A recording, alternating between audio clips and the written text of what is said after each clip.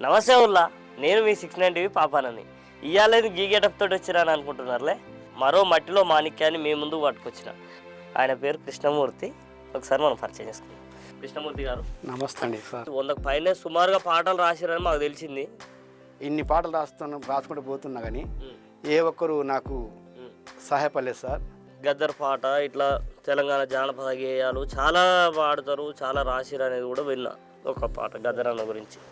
కలవరపడుతుంది గాన కోకిలా, గంతులు ఆపింది లేగ దూడలా, గజ్జ కట్టి గంతులేసే సింహము, కర్ర పట్టి సాము చేసే ధైర్యము.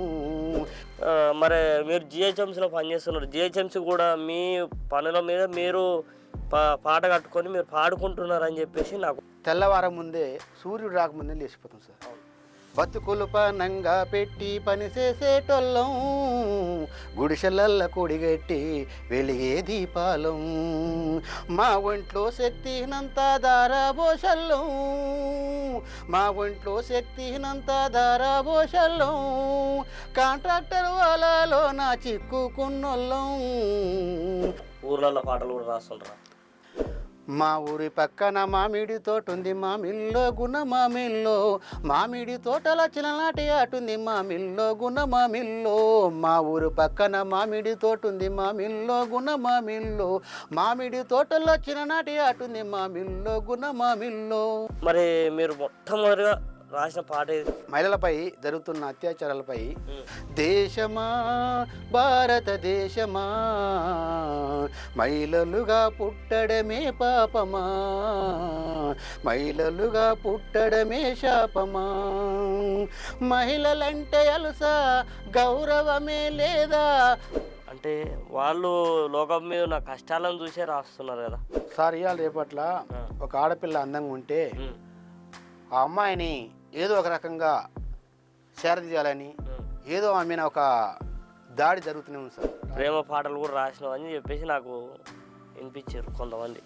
ప్రేమించిన వాళ్ళు ఆడపిల్లలపై ఈ యొక్క మనసు పారేసుకొని వాళ్ళ జీవితాలు ఎట్లా మారినాయని, కలవాలని నీతో నడవాలని ఆరాట పడుతుంది నా మనసు, నా మదిలోనే మాట నీకు చెప్పాలని చేరువవ్వాలని.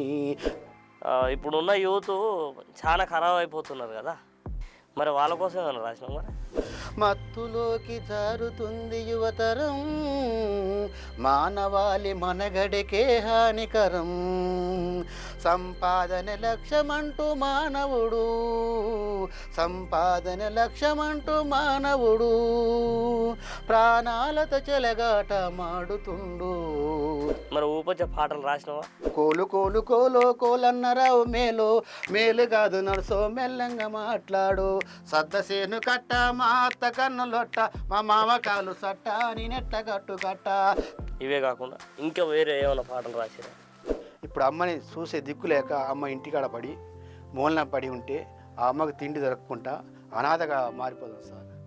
అమ్మ నీ బాధను చూసి తల్లాడిల్లి తినే, మమ్ములను కని పెంచి నీవు అనాథవైతివే అమ్మా.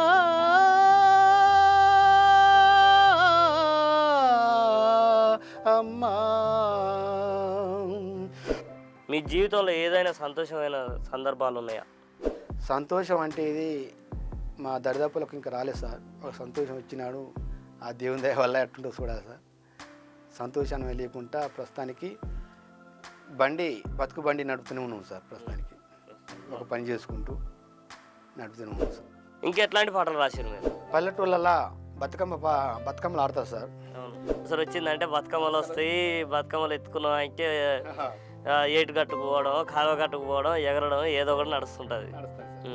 బతుకమ్మ పండగ వచ్చిందో ఊరంతా పంబరమంటుందో, ప్రతి ఇంటి ఆడపరుసు తన పడ్డ కష్టాలను, తన ఇంటి ఆడపరుసు తన పడ్డ కష్టాలను మరసి సంబార పడుతుందో. అందరి గురించి ఒక పాట రాసినవంట కదా, ఊర్లో ఉన్న ప్రతి ఒక్కరి గురించి. మహాకవి సన్యాసిరావు గారు ఈ పాటను రాసిండు. కులాల గురించి. ఆ. గాలిది ఏ కులము,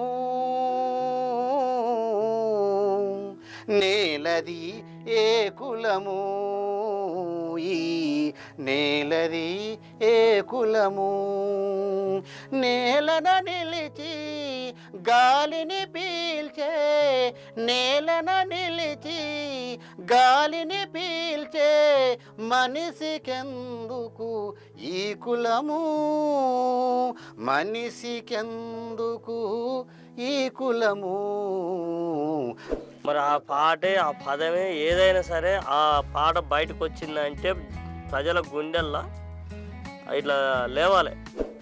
కవుల గురించి కళలు కదిలినవి, గలాలు విప్పినవి, కవుల హృదయాల నుంచి జాలువారు అక్షరం, ఒక్కొక్కటి జత కట్టి భావాలనందిస్తూ, ఒక్కొక్కటి జత కట్టి భావాలనందిస్తూ అజ్ఞానపు చీకటిని తరిమి కొట్టు అక్షరం.